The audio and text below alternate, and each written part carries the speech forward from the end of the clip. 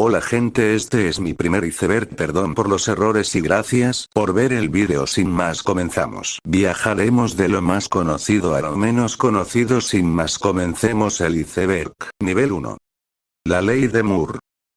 Formulada por Gordon Moore, cofundador de Intel, predijo en 1965 que lo que se duplica es la cantidad de transistores dentro de un chip y no la velocidad automática.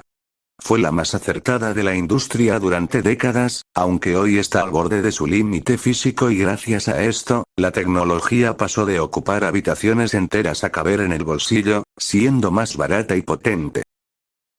El Intel Inside, una de las campañas de marketing más exitosas de la historia. Intel pagaba a los fabricantes de PC, como Dell, HP o Compaq, para que pusieran su logo en las computadoras, logrando que el consumidor promedio asociara Intel con calidad obligatoria. La campaña fue tan brutalmente exitosa que la gente empezó a rechazar computadoras que no tuvieran el sticker. Esto destruyó a la competencia de la época y obligó a las marcas a depender 100% de Intel. Guerra sucia contra AMD. Intel usó los fondos de Intel Inside como un arma de presión.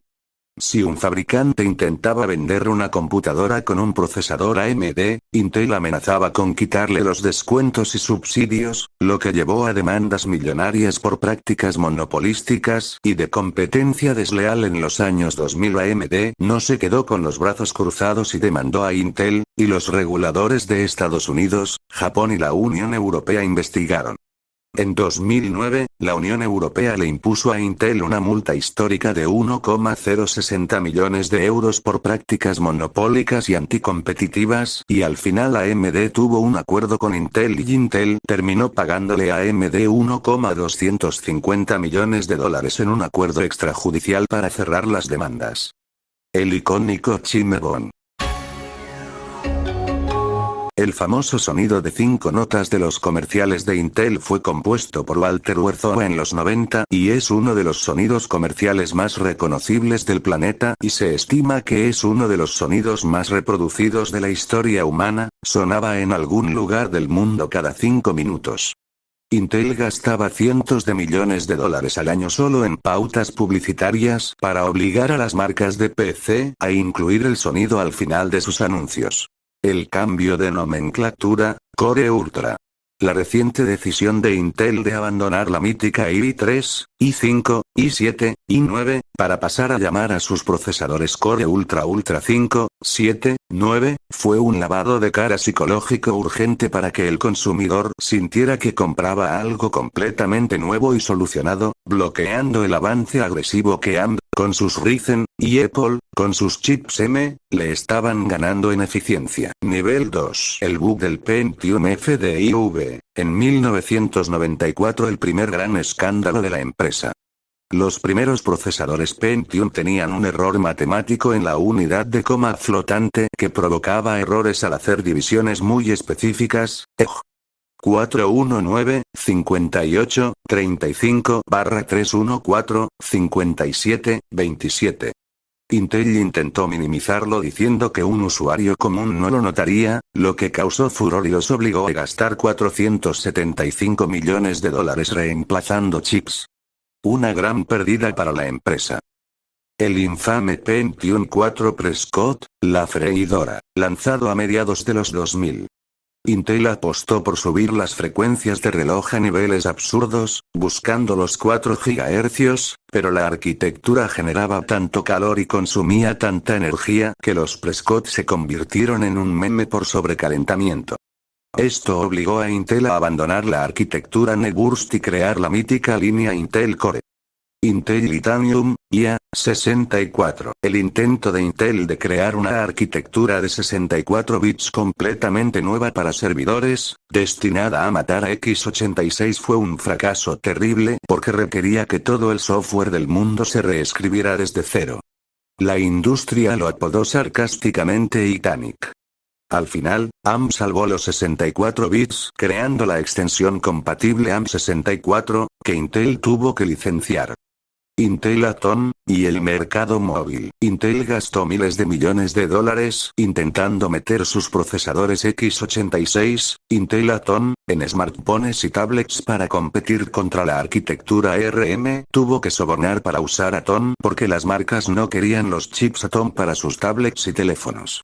Desesperada, Intel empezó a aplicar una estrategia llamada contra-revenue. Le pagaba a los fabricantes, como Asus o Lenovo, para que usaran sus chips y compensaba las pérdidas de rediseñar las placas. Esta estrategia de subsidios masivos le costó a Intel más de 10,000 millones de dólares en pérdidas en su división móvil entre 2013 y 2014, y después Intel se rindió y dejó el mercado de móviles. Nivel 3. Prácticas monopólicas contra AMD 2000S. 60 millones de euros por abuso de posición dominante. Intel pagaba rebajas secretas y miles de millones a fabricantes, como Dell, bajo la condición de que no compraran ni usaran procesadores de AMD, frenando artificialmente el crecimiento de su rival, como ya expliqué antes. El estancamiento de los 14 nanómetros. Tras el lanzamiento de la arquitectura Skylake en 2015, Intel tuvo problemas catastróficos para saltar a los 10 nanómetros debido a problemas físicos en sus fábricas, foundries. Durante años, se vieron obligados a relanzar la misma arquitectura optimizada una y otra vez, ganándose las burlas de la comunidad por sus eternos 14nm, 14nm, 14nm. Esto le abrió la puerta a AMD con sus procesadores Ryzen fabricados por TSMC, ganándole terreno en la batalla. La crisis de degradación de la 13A y 14A generación, Raptor Lake, uno de los escándalos más graves de su historia reciente, 2024. Un error en el microcódigo hacía que los procesadores Core i9, 13900K/14900K, solicitaran voltajes excesivamente altos, provocando una degradación física irreversible del silicio y craseos masivos en videojuegos, obligando a Intel a extender las garantías a nivel mundial. El compilador anti-AMD. Durante años se descubrió que el compilador de calle C oficial de Intel optimizaba el código de manera brillante para sus propios procesadores, pero si detectaba que el chip ejecutor era un AMD, leyendo la cadena auténtica AMD, desactivaba deliberadamente funciones avanzadas de rendimiento. Intel manipuló los benchmarks, pruebas de rendimiento, y la percepción pública. Millones de usuarios y empresas creyeron que los procesadores AMD eran inherentemente peores o inestables para el software profesional, cuando en realidad era el compilador de Intel el que saboteaba el rendimiento de forma artificial en el código fuente. Nivel 4. Intel B, Management Engine, un chip secreto dentro de tu chip. Desde 2008, casi todas las CPU de Intel incluyen un microcontrolador independiente que ejecuta un sistema operativo propio, Minix. Tiene acceso total a la memoria RAM, red, pantalla y almacenamiento de la PC, incluso si la computadora está apagada, pero enchufada. Intel dice que es para gestión empresarial, pero la comunidad de ciberseguridad lo considera la mayor puerta trasera backdoor potencial del mundo. Es casi imposible de desactivar. La catástrofe de Spectre y Meltdown 2018. Vulnerabilidades críticas a nivel de hardware que afectaron a casi todas las CPU Intel producidas en 2 décadas. Explotaban la ejecución especulativa, una técnica donde el procesador adivina qué tareas harás después para ganar velocidad. Corregir esto mediante software ralentizó las computadoras de todo el mundo, especialmente servidores, hasta en un 30%. El código interno x86 es una mentira. Esto porque los procesadores modernos de Intel no ejecutan realmente el código x86 tradicional. La arquitectura x86 es tan vieja, ineficiente y compleja que las CPU Intel actuales contienen un decodificador interno que traduce las instrucciones x86 a microoperaciones MUOP, que son instrucciones de estilo RISC, mucho más parecidas a las que usa ARM. Los Golden Samples y el binning. En las fábricas de Intel, las obleas de silicio no salen perfectas. Un procesador Core Ultra 5 y un Core Ultra 9 de la misma familia a veces nacen del mismo diseño en la oblea. Mediante un proceso llamado binning, Intel prueba los chips. Los perfectos se convierten en modelos de gama alta, mientras que los que tienen núcleos defectuosos son capados por láser y vendidos como modelos inferiores. Los mejores de la oblea, Golden Samples, suelen ir a parar a analistas de tecnología. Nivel 5. Lanzamientos adelantados por espionaje industrial. Existe el mito/teoría en la industria de que Intel ha tenido acceso a los planos de diseño de AMD a través de ingenieros que saltan de una empresa a otra. Se dice que varias arquitecturas defensivas de Intel se armaron de emergencia tras enterarse de lo que AMD estaba cocinando en sus laboratorios secretos, pero como dije es una teoría o mito. El silicio está llegando a su fin. Intel se enfrenta actualmente al muro del silicio. A escalas inferiores a los 2 nanómetros, se manifiesta el fenómeno de la tunelización cuántica. Los electrones son tan pequeños y los componentes están tan juntos que los electrones empiezan a teletransportarse saltando a través de las barreras aislantes, provocando fugas de energía y corrupción de datos. La física cuántica está matando la ley de Moore. La dependencia geopolítica de ASML. Intel, a pesar de tener sus propias fábricas, a diferencia de AMD o Apple, depende por completo de una sola empresa en el mundo. ASML en los Países Bajos.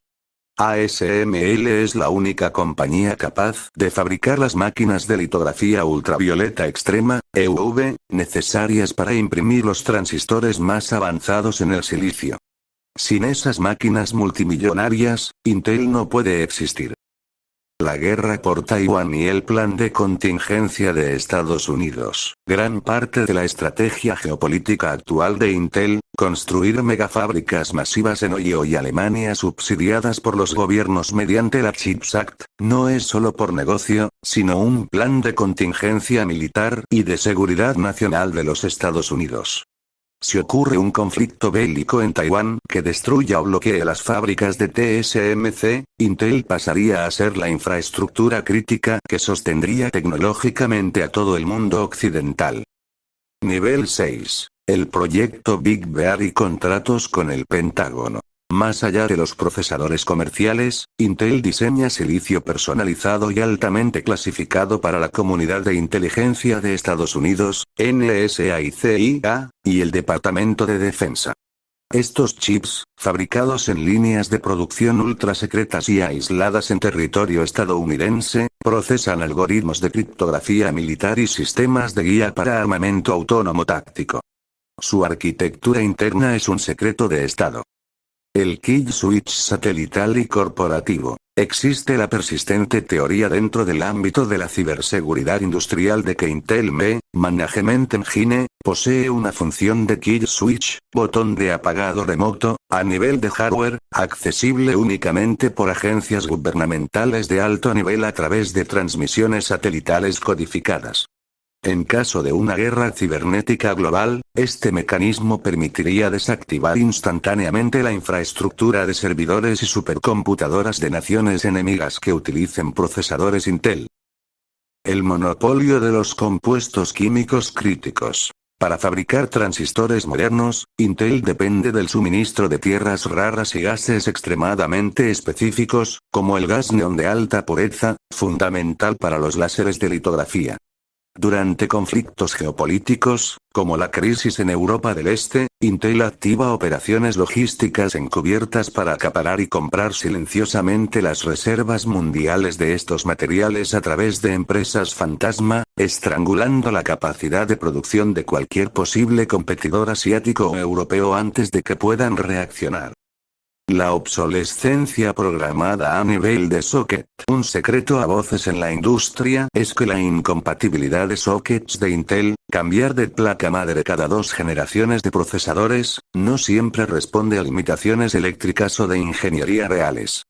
En múltiples ocasiones, entusiastas del hardware han demostrado mediante modificaciones de BIOS y soldaduras físicas que procesadores nuevos pueden funcionar perfectamente en placas madre de generaciones anteriores. Mantener este ciclo es una estrategia deliberada de Intel para forzar la reactivación económica de todo el ecosistema de fabricantes de hardware, Asus, MSI, Gigabit, a costa del usuario. Nivel 7. Hardware troyano a nivel de fundición, ASIC backdoors. Durante el proceso de fotolitografía en las fábricas, las máquinas imprimen miles de millones de conexiones. Existe el riesgo real, y estudiado por agencias de seguridad, de la inserción de un troyano de hardware. Una alteración microscópica de apenas unos pocos transistores en el diseño del circuito integrado que pasa completamente desapercibida en los controles de calidad. Este troyano puede activarse mediante una secuencia específica de datos, un disparador, abriendo una vulnerabilidad física imposible de detectar o parchar mediante antivirus o actualizaciones de sistema. La simulación de silicio y el reemplazo de los laboratorios físicos. Intel ya no diseña chips probándolos en el mundo real. Las últimas generaciones de procesadores se desarrollan dentro de supercomputadoras que simulan las leyes de la física a nivel atómico. El silicio es diseñado, estresado, roto y optimizado millones de veces en una realidad virtual antes de fabricar la primera oblea física. El peligro latente es que las IA que ejecutan estas simulaciones comiencen a introducir optimizaciones de hardware que los propios ingenieros humanos de Intel ya no son capaces de comprender ni revertir, perdiendo el control total sobre la evolución de la arquitectura x86. El tongo del user benchmark como operación de distracción. Durante años, el sitio web de métricas User Benchmark ha sido famoso por su sesgo absurdo y descarado a favor de Intel, llegando a cambiar sus algoritmos de puntuación cada vez que AMD lanzaba un procesador superior para que Intel siguiera apareciendo en la cima. En los foros de hardware más profundos se debate si este sitio no es un meme independiente, sino una operación de desinformación psicológica financiada a través de terceros por Intel para mantener el control de la percepción pública de los usuarios menos experimentados. Nivel 8. Demandas de Intel por robo de propiedad intelectual. Ha tomado acciones legales severas contra extrabajadores por la sustracción de datos confidenciales sensibles ex empleado de China. Intel emprendió acciones legales contra un empleado que trabajó en la compañía durante una década, tras descubrirse que sustrajo miles de archivos internos y datos ultrasecretos y también el caso de procesadores Xeon. La compañía demandó a otro ingeniero tras descubrir que descargó miles de archivos confidenciales relacionados con sus procesadores en un dispositivo de almacenamiento USB. Impacto interno y conflictos laborales. Cultura y jornadas extremas. Empleados han reportado en foros que la presión ha llevado a jornadas de hasta 14 horas, con cargas de trabajo que se duplicaron debido a la drástica reducción del personal. Esto generó frustración respecto a la famosa cultura corporativa de la empresa y recortes globales. El plan de reestructuración ha recortado decenas de miles de empleos y paralizado megaproyectos en Europa, trasladando o reduciendo operaciones a nivel global. Demandas colectivas de consumidores, afectando la fuerza laboral y usuarios. Inestabilidad de CPUs. Los usuarios han presentado demandas colectivas contra Intel, alegando que la empresa conocía y ocultó los problemas de inestabilidad y fallos en sus procesadores de 13ª y 14ª generación antes de sacarlos al mercado. Nivel 9. Agresión en Arizona, 2023, en la empresa Intel. El 18 de febrero de 2023, el campus Socotillo de Intel, ubicado en Chandler, Arizona, fue el escenario de un trágico y brutal episodio de violencia laboral. El incidente rompió con la estricta y rutinaria atmósfera de una de las plantas de fabricación de semiconductores más avanzadas del mundo, dejando a un empleado veterano muerto, a otro herido el agresor de Rick Lemond Simmons, de 50 años. Simmons era empleado de la planta y, según registros judiciales posteriores, contaba con antecedentes penales significativos que databan del año 2001, cuando fue condenado por agresión agravada con un arma mortal y la víctima Dan Foster, de 49 años.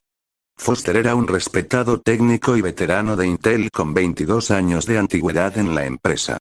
Su familia lo describió como un hombre profundamente generoso, padre y esposo ejemplar, conocido por su disposición a ayudar a cualquiera en la planta y el sobreviviente. Harold Williams, de 27 años, no se sabe mucho, solo que era compañero de Foster. Lo que pasó es que mientras la cafetería se despejaba tras el cambio de turno, Dan Foster y Harold Williams se encontraban sentados juntos en una de las mesas del comedor. De forma repentina y sin mediar provocación verbal aparente, Derrick Simmons se aproximó a la mesa por la espalda de los hombres. Simmons portaba bolsas donde ocultaba un arsenal inusualmente violento para un entorno de oficina. Un bate de béisbol, un hacha de mano y un cuchillo. Simmons extrajo el bate de béisbol y comenzó a golpear repetidamente a Dan Foster en la cabeza con extrema fuerza. Al presenciar la agresión, Jaron Williams se levantó de inmediato para confrontar a Simmons e intentar detenerlo. En ese momento, Simmons redirigió el ataque y golpeó a Williams fuertemente en la parte posterior de la cabeza con el bate. El desenlace en la cafetería. Williams logró apartarse con heridas que no ponían en riesgo su vida, pero Foster quedó inerte en el sitio. Los informes forenses determinaron que Foster falleció en la escena debido a un traumatismo severo por fuerza contundente. Las armas punzocortantes, el hacha y el cuchillo, fueron halladas posteriormente por los investigadores junto al cuerpo de la víctima. Lamentable suceso. Por suerte, fue arrestado porque se entregó. Las excusas fueron por estrés. No es primera vez que se habla de estrés en la empresa, pero eso a matar a alguien me parece una excusa tonta. Accidente fatal en Oregón, 2017. El 1 de noviembre de 2017, las instalaciones de Intel en el campus de Rondera Acres, ubicado en Hillsboro, Oregón, se convirtieron en el escenario de un trágico accidente industrial que cobró la vida de un trabajador de la construcción. El suceso paralizó temporalmente uno de los proyectos de expansión tecnológica más ambiciosos de la compañía en Estados Unidos y puso bajo la lupa los protocolos de seguridad en la construcción de infraestructura de alta tecnología. La víctima fatal fue identificada como Jaime J.V. Vian, un hombre de 42 años oriundo de la localidad de Clarks County, Oregón. Vian era un electricista sindicado experimentado, miembro del International Brotherhood of Electrical Workers, IBU, Local 48.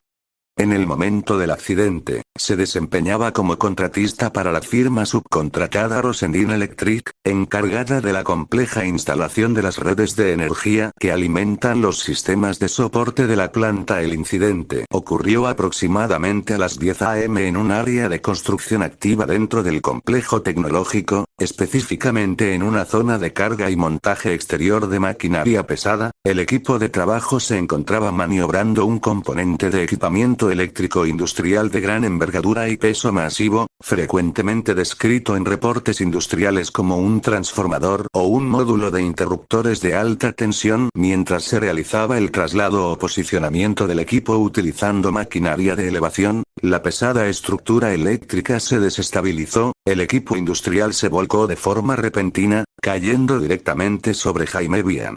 El peso del objeto le causó heridas y traumatismos por aplastamiento severos de forma instantánea. Los compañeros de trabajo alertaron inmediatamente a los servicios médicos internos de Intel y al 911. El Departamento de Bomberos y Rescate de Hillsboro Fire y Rescue, acudió rápidamente al lugar. A pesar de los esfuerzos de reanimación aplicados por los paramédicos en la escena, Vian fue declarado muerto en el sitio debido a la gravedad de los traumas. Una lamentablemente noticia: Intel tuvo muchas denuncias por seguridad y tuvo que parar sus instalaciones, dejando de desarrollar sus próximos lanzamientos. Esto fue todo lo que encontré. Gracias por ver el video y si puedes darme like y suscríbete y comentar qué otro iceberg quisieras, te lo agradecería mucho. Con esto me despido, nos vemos en otro video.